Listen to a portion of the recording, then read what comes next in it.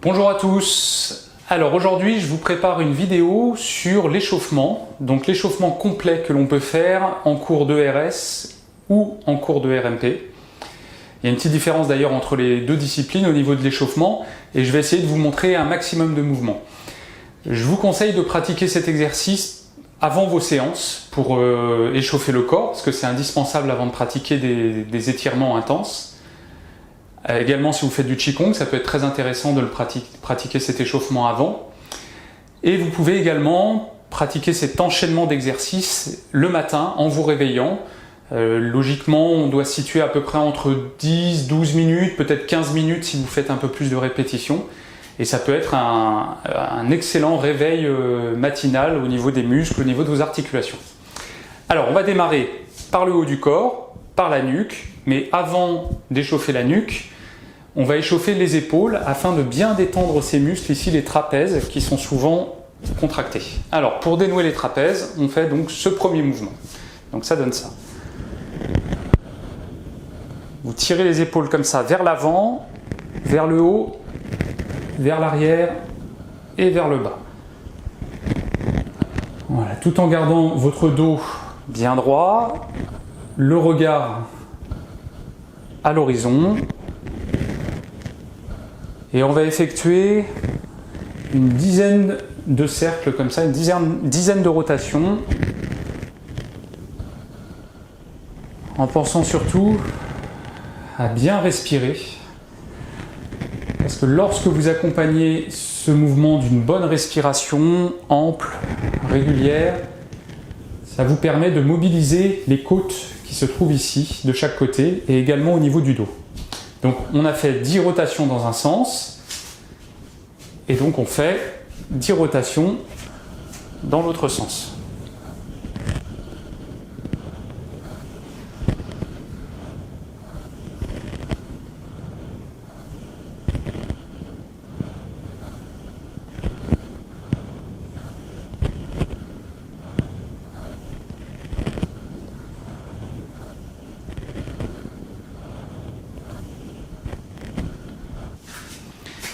Deuxième mouvement au niveau des épaules. On va faire le même principe, mais cette fois-ci en croisant. Une épaule monte, l'autre descend. Une épaule recule, l'autre avance. Et ainsi de suite. Toujours en miroir, comme s'il y avait un miroir entre vos deux épaules.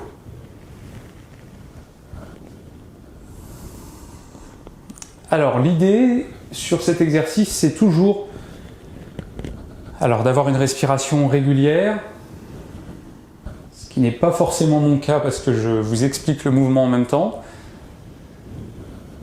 Et l'idée, c'est de garder toujours un axe central, c'est-à-dire que vous voyez que mon corps reste toujours aligné comme ça, au centre. Je vous montre de l'autre côté, mais donc même chose, 10 rotations dans un sens, 10 rotations dans l'autre. L'idée, c'est de rester dans son axe et d'éviter, vous voyez, que le mouvement parte un petit peu partout dans la colonne, voire même dans le bassin.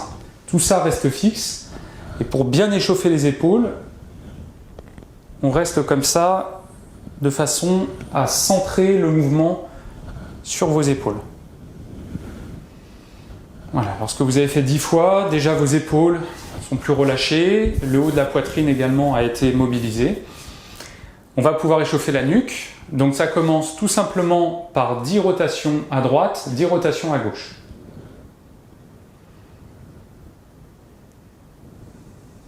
Même chose, avec une respiration régulière. Vous faites des mouvements lents en fonction de votre mobilité. Et vous augmentez la mobilité, l'amplitude du mouvement au fur et à mesure.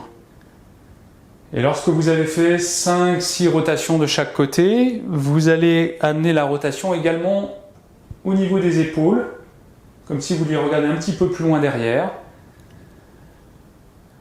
Mais simplement, vos épaules suivent le mouvement, c'est-à-dire cette zone du corps tourne, tout ce qui est en dessous ne tourne pas. Donc vous pouvez observer que mon bassin reste fixe, que la taille tourne très peu, même si ça tourne un petit peu ici. Vous pouvez sentir les abdominaux qui sont un petit peu sollicités.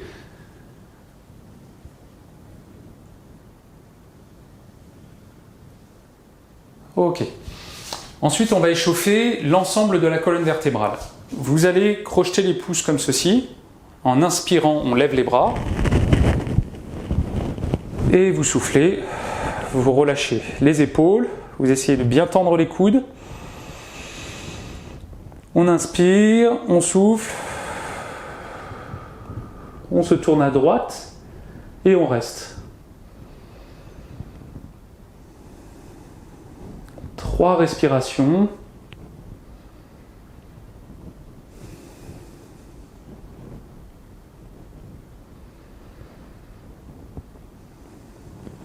On revient, on inspire, on souffle.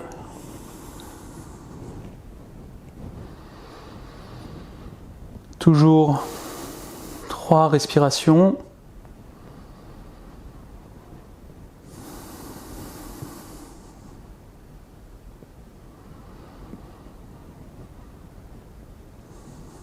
Et vous voyez sur ce mouvement, simplement le haut du dos tourne, le bassin lui reste de face en permanence. Attention à ne pas faire l'erreur de chercher à trop tourner comme ça sur le côté et d'engager le bassin. Si vous gardez votre bassin dans l'axe, le mouvement va donc uniquement solliciter les rotations de votre colonne vertébrale. Pour ça donc le bassin toujours bien aligné. Vous pouvez aussi un petit peu fléchir les genoux, tout en rétroversant légèrement le bassin, ce qui vous permet de protéger le bas du dos, surtout si vous sentez qu'en faisant ce mouvement, le bas du dos se tend. Deuxième mouvement pour la colonne vertébrale, toujours les pouces crochetés comme ceci, on inspire, on souffle, on inspire, on reste les bras bien tendus et on reste. Alors également sur ce mouvement, on peut fléchir un petit peu les genoux, rétroverser le bassin. C'est pas obligatoire, mais si vous sentez que dans le bas du dos, ça se creuse un petit peu, n'hésitez pas à placer cette légère rétroversion du bassin. Ensuite, donc 3 fois, on revient, on inspire, on s'incline bien sur le côté, on souffle. De nouveau 3 respirations, et là, pensez à bien amener la respiration dans cette zone. Et passez les 3 respirations, vous revenez, vous soufflez en baissant les bras. Si vous amenez bien la respiration dans cette zone, vous allez aussi avoir une ouverture au niveau de la cage thoracique qui est très intéressante. Ensuite, on va faire 6 flexions avant. Alors, pour plus de précision sur la flexion avant, je vous renvoie à la vidéo où je vous parle dans laquelle je vous parle de la flexion avant et puis de toutes ses variantes. C'est une posture qui est intéressante à pratiquer. Donc là, on va faire la flexion avant, mais de façon dynamique, c'est-à-dire que l'on descend, mais on ne reste pas. Alors ça donne ça, on inspire, on reste jambes tendues, les cuisses sont contractées, on souffle, on laisse tomber la tête, on inspire, les mains jointes devant la poitrine, on souffle, on laisse bien tomber les épaules. Et on fait ce mouvement 6 fois.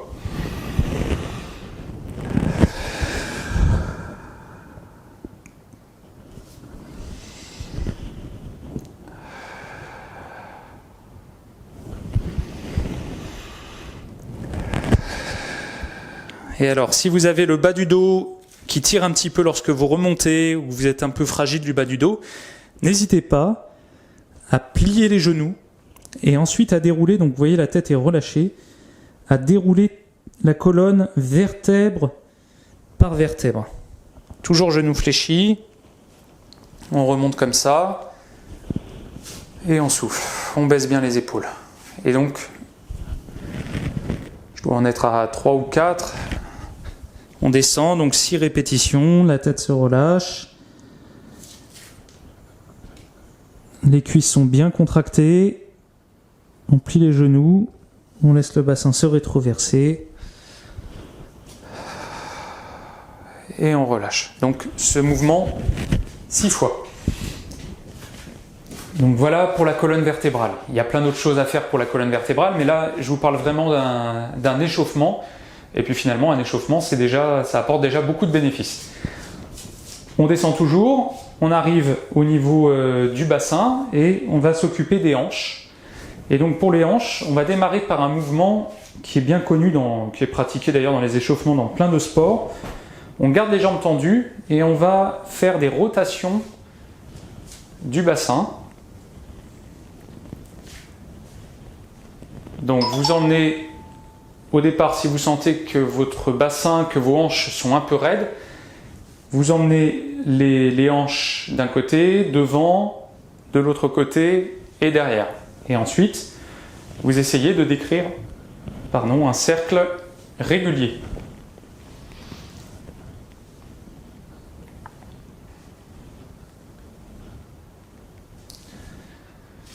Donc ensuite, on arrive au niveau du bassin et on va démarrer par travailler les hanches. Et pour les hanches, donc qui se situent ici, on va faire un mouvement qui est bien connu dans plein de cours de sport, dans lequel on garde les jambes tendues et on va effectuer des rotations comme ça du bassin. Et si vous sentez que vos hanches sont raides, que votre bassin a besoin de décomposer le mouvement, n'hésitez pas à aller d'un côté, devant, de l'autre côté et derrière. L'idée, c'est toujours aussi de garder votre colonne bien dans l'axe. Évitez de partir, vous voyez, j'exagère bien sûr, mais d'accompagner le mouvement avec votre colonne vertébrale. Vous restez la colonne bien droite, les jambes tendues, et tout le mouvement se passe au niveau des hanches.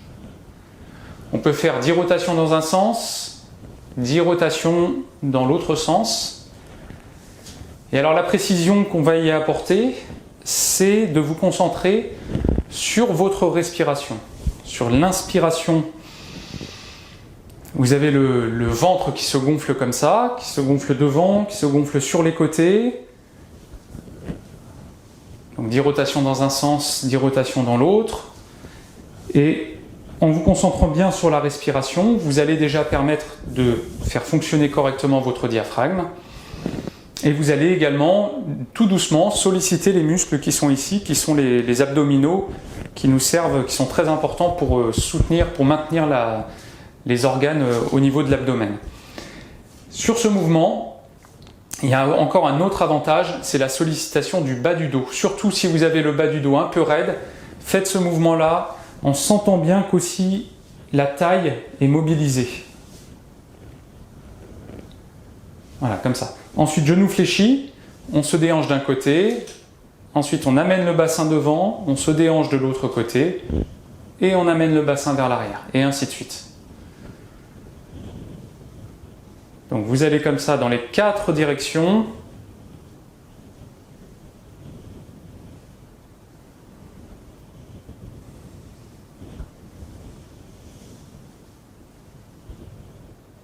Et ensuite dans l'autre sens. Alors l'erreur souvent sur cet exercice, pour ceux qui sont en cours avec moi, vous commencez à bien le maîtriser, mais peut-être pour ceux qui sont en Qigong, quoi qu'en Qigong vous le faites mais un peu différemment, mais vous le faites aussi. Alors disons, pour tout le monde on va dire, l'erreur à ne pas faire, c'est de déporter le poids du corps en tendant une jambe. Souvent c'est l'erreur la plus commune, c'est celle-ci, c'est-à-dire qu'on fait ça et du coup on se retrouve un peu plus avec le mouvement de départ. L'idée c'est de garder les 2 genoux fléchis et d'avoir ce mouvement comme ça où on est obligé de faire, dans lequel on est obligé de déhancher le bassin. Voilà pour le bas du dos, le bassin, les hanches. Et toujours pour les hanches, on va poursuivre en faisant des fentes. Alors les fentes, ce sont des mouvements qui sont excellents pour la mobilité des hanches et en même temps pour muscler les cuisses. Donc plusieurs types de fentes. Fente avant, le bassin de face, on fléchit.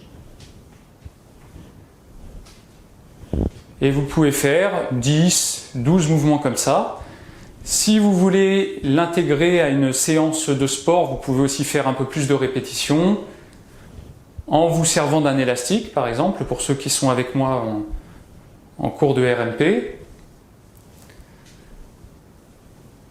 Voilà. 10-12 répétitions d'un côté, de l'autre.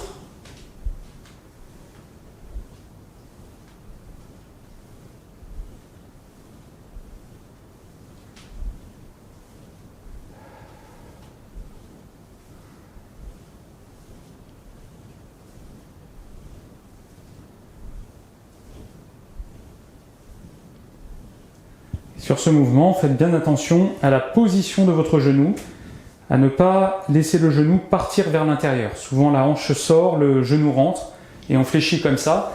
Et la répétition des mouvements, je ne vais pas le faire parce que ça tire tout de suite sur le genou, je trouve, la répétition des mouvements va finir par inflammer votre genou. Donc toujours cet alignement de la jambe et on fléchit bien droit. Vous avez un autre type de fente, c'est les fentes latérales. On écarte bien les jambes, on pose les mains comme ça et on fléchit.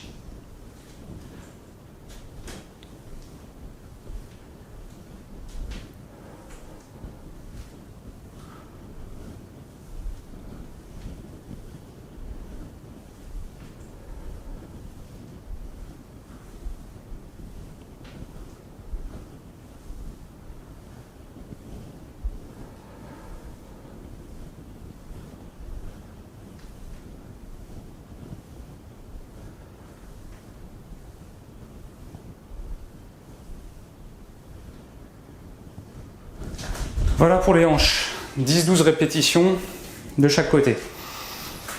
Ensuite on descend, on arrive au niveau des genoux. Alors pour les genoux, vous avez ce mouvement, tout simplement, les pieds collés, les genoux en contact, et on descend comme ça. Et on essaye de descendre en fonction de votre mobilité. Si vous êtes ici et que vous ressentez soit un craquement, soit une douleur au niveau d'un genou, vous arrêtez un petit peu plus haut et vous échauffez vos genoux comme ça, tout simplement. Si vous pouvez descendre plus bas, vous descendez jusqu'à arriver avec les fesses qui arrivent à peu près, vous voyez, à hauteur des genoux. Ok, alors ensuite, l'échauffement au niveau des mollets. Alors pour les mollets, souvent ils sont assez peu toniques et malgré tout noueux. Donc là on va les faire fonctionner. Sur ce principe-là, les pieds écartés de la largeur du bassin et les pieds bien parallèles et on monte comme ça 10 fois sur la pointe des pieds.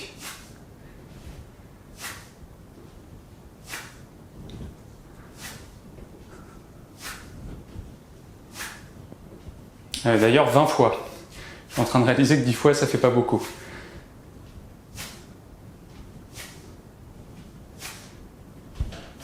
Et sur les mouvements comme ça de tonification musculaire, vous pouvez travailler de deux façons. Soit vous montez tout doucement et vous descendez tout doucement, soit vous travaillez l'explosivité du muscle en effectuant donc les mouvements de façon rapide. Ça, c'est pour la première série de 20. La deuxième série, les pieds en canard. Vous voyez, je n'ai pas bougé les talons et je me retrouve avec les pieds écartés. Et là, même chose, je monte 20 fois.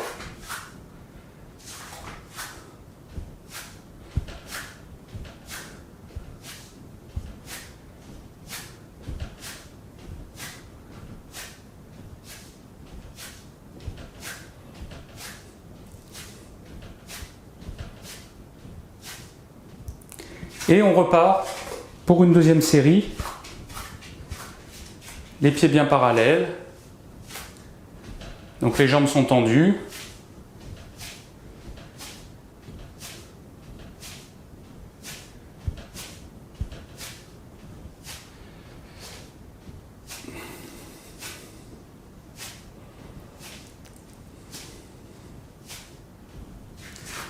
Quatrième série. Alors vous allez sentir au départ les mollets qui commencent à bien se contracter. Alors si vous avez besoin de réduire le nombre de répétitions, bien sûr vous réduisez. Et vous allez voir que c'est comme tout, les 3-4 premiers jours c'est difficile. Alors vous pouvez vous laisser des jours de récupération. Par exemple vous faites ce mouvement 2 jours de suite. Le 3e, voire le 4e jour, vous laissez le temps à vos muscles de récupérer, vous massez un peu les mollets. Et si vous faites cet exercice régulièrement, vous allez sentir vraiment une tonicité au niveau des mollets qui va s'installer, qui va être très plaisante dans la vie de tous les jours, parce que pour la marche, ça vous permet d'avoir un pas beaucoup plus dynamique. 4e répétition, je n'y couperai pas, je vais le faire comme vous. Les pieds en canard, et on monte comme ça. Alors sur ce mouvement, vous sentez peut-être un peu plus les muscles qui sont sur le côté des mollets.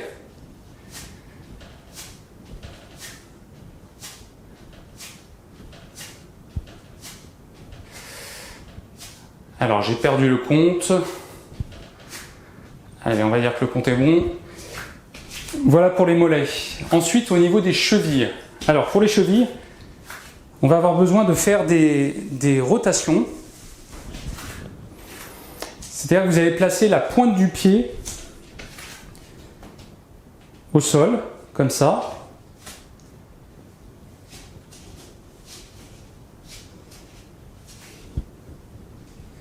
Alors je me recule pour que vous me voyez bien. Pointe du pied au sol. Et vous faites des rotations. C'est-à-dire que avec votre talon, vous essayez de décrire des cercles les plus grands possibles. Et vous allez voir qu'à certains endroits, alors l'idéal c'est d'avoir un cercle bien régulier, mais qu'à certains endroits, votre cercle il va avoir tendance à partir comme ça.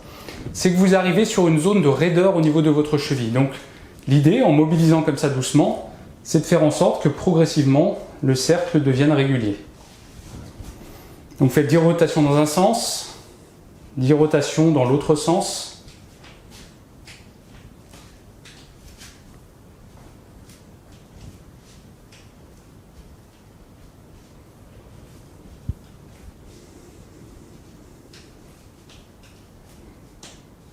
Et puis on passe à l'autre pied.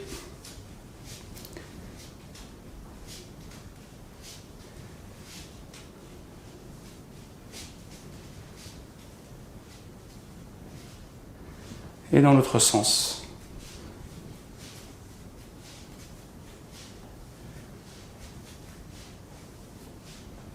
Et ces mouvements comme ça d'échauffement articulaire sont importants. Imaginez toutes les fois où on part au travail, où on part pour ces différentes activités, et le corps n'est pas du tout réveillé au niveau articulaire, au niveau musculaire et vasculaire. Et vous lui demandez, vous lui imposez tout de suite une contrainte mécanique importante, alors que l'articulation n'est pas bien lubrifiée. Voilà pour les pieds, donc 10 rotations dans un sens, 10 rotations dans l'autre. Et un dernier mouvement au niveau des pieds, je vous conseille de vous servir d'une balle de massage pour ceux qui en ont à la maison. Alors celles-ci, ce sont les mêmes que l'on utilise en cours, hein. Simplement je l'ai sorti du filet. Enfin plutôt mon fils l'a sorti du filet et je n'ai pas retrouvé la deuxième. Vous placez la boule sous le pied. Alors je ne vais pas rentrer dans le détail sur cet automassage du pied, mais vous pouvez opérer comme ça des mouvements où vous roulez sur la balle en appuyant plus ou moins fort. Et pour appuyer, il suffit de déporter le poids du corps un peu plus à l'aplomb de la balle. Et là, vous baladez à peu près sur l'ensemble de la voûte plantaire et vous allez trouver tout un tas de points tendus, douloureux.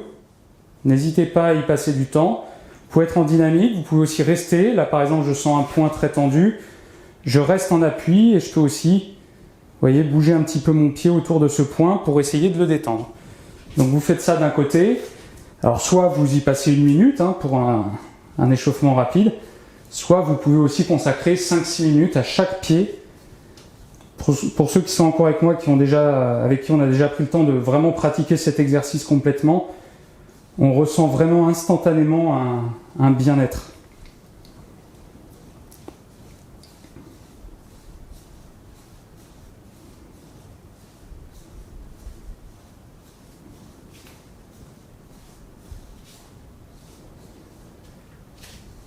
Voilà pour l'échauffement, le massage de la voûte plantaire, vous avez compris le principe. Dernier mouvement pour conclure cet échauffement,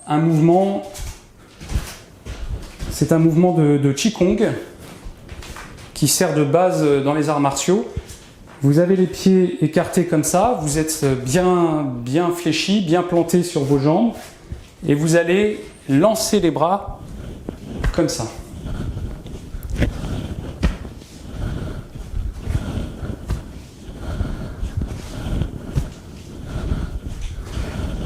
Alors l'idée, c'est toujours de rester stable, ancré au sol. Puisque ça sert ensuite en application martiale, le principe est de toujours rester bien ancré au sol, que l'on ne puisse pas vous déstabiliser dans un sens ou dans l'autre. Donc toujours les genoux fléchis, toujours le poids du corps bien stable. Et ensuite, on relâche, on s'entraîne à relâcher. Vous savez, pour ceux qui pratiquent avec moi, que c'est pas si simple que ça de relâcher l'ensemble du corps. Là, par exemple, je vous parle et du coup, je suis pas assez présent à ce que je fais. On détend bien les épaules vers le bas et les bras viennent claquer parce que vos épaules sont complètement relâchées. C'est un mouvement qui est très agréable parce que, vous voyez, il entraîne la rotation au niveau du genou, au niveau de la hanche, du bassin, toute la colonne, les épaules, les bras. Donc c'est un mouvement qui est très complet. Je préfère le pratiquer en fin d'échauffement parce qu'il sollicite quand même l'ensemble du corps. Donc autant avoir pris le temps de bien réveiller tout le corps avant. Et donc pour conclure cette vidéo, je vous montre le mouvement de l'autre côté.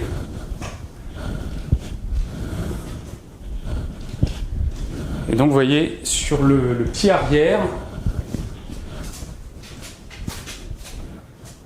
on vient sur la pointe du pied, bien ancré au sol, on vient sur la pointe du pied pour augmenter la rotation, vous voyez, sur le côté.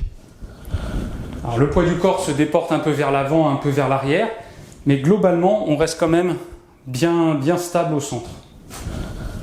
L'idée, c'est pas de partir et de lancer le bras le plus loin possible, parce que on est tout de suite déséquilibré vers l'avant.